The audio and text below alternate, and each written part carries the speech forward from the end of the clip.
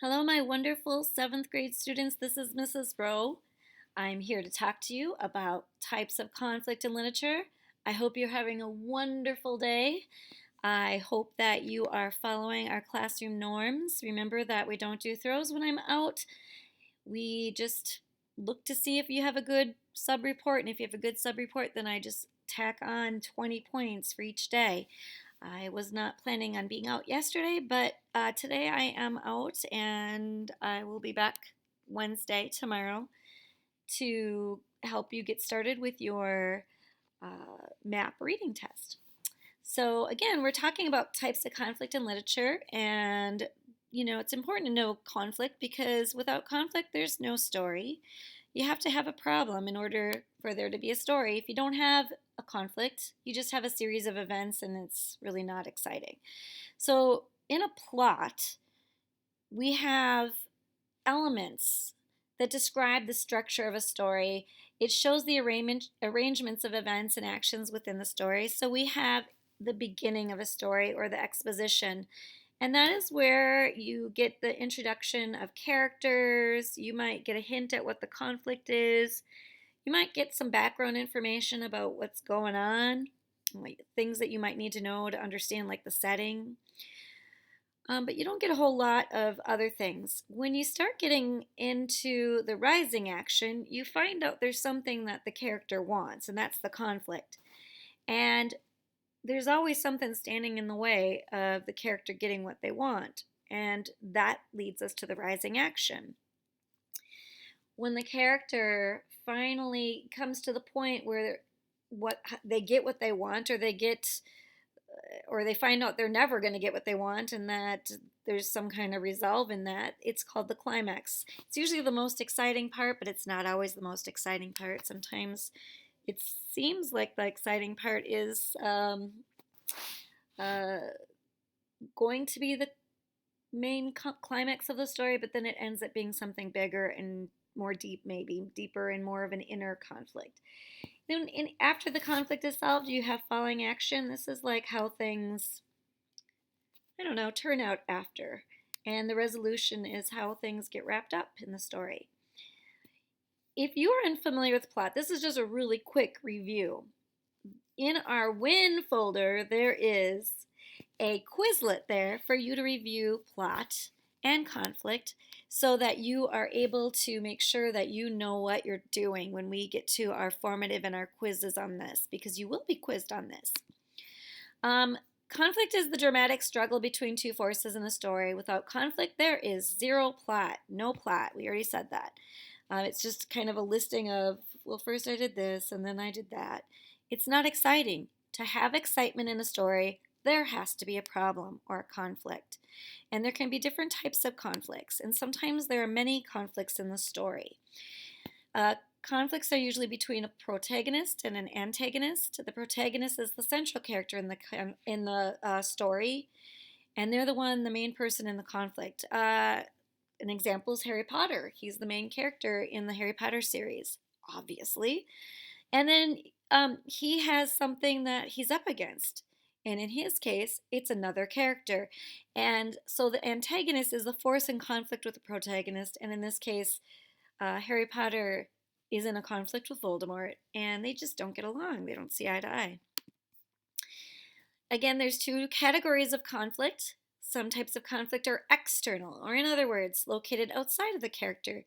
You and anyone else can witness the conflict. For example, Harry Potter fighting Voldemort. That one we could see them doing that. That's an external conflict. But there are other types of conflicts that are internal, or in other words, located inside of the character.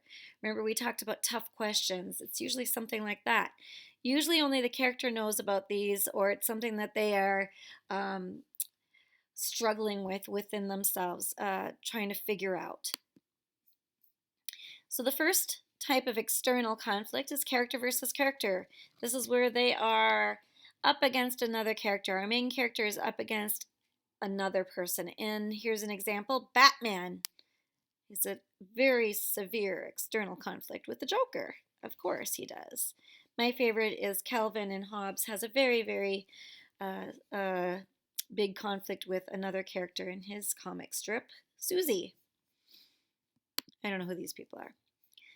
Another type of external conflict is character versus environment. Environment is forces of nature, anything that is part of the setting.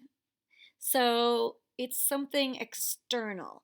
So like the sea, if you're at sea, the sea and you're in a ship, that the sea tossing you about would be an external conflict that involves the environment. Or this whale, a whale would be definitely, yes, an external environment conflict. Or a tsunami.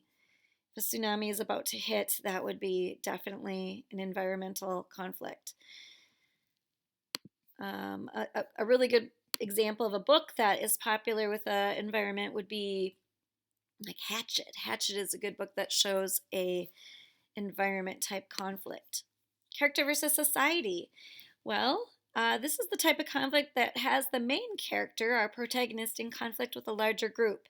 A community or society, culture, this kind of conflict is external. Sometimes the main character uh, is fighting against a rule or a law or some kind of accepted behavior that they don't like, they don't feel is right.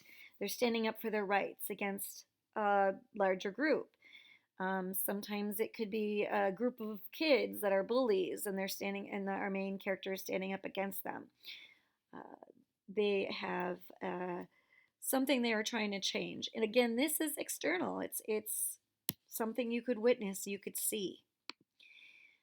The last type of conflict is an internal conflict, and this one is character versus self. In this conflict, the main character experiences inner turmoil. They are trying to decide between right and wrong, or they're trying to struggle through a problem, or they're trying to figure out what they should do, how they should act, how they should see themselves, or who they really are. So it's an inner conflict, and we can't see it, but maybe we can understand through the words they're saying to other people or through their own thoughts. Again, there's 4 types of conflicts you need to know about. External, there's character versus character, character versus environment, and character versus society. And then there's internal conflict, which is character versus self. Remember, these are really important points. There can be many conflicts in a story. You can read a book and it'll have every single type of conflict in it. And you have to think, to find the main conflict, you have to think that this is a conflict that was present from the very beginning to the end of the story, and it must be resolved for the reader in order for this book to make sense, or this movie to make sense, or this show to make sense. It doesn't necessarily have to be the conflict with the most excitement. We have to remember that. It often is, but it doesn't have to be. In one of the novels we're going to be reading pretty soon here, there is some conflicts. There are some conflicts that are much more exciting than the actual main conflict. So it's something that you have to consider. What is the main conflict? It's usually present throughout the entire story. All right. I'll see you tomorrow, 7th graders. I miss you. Bye.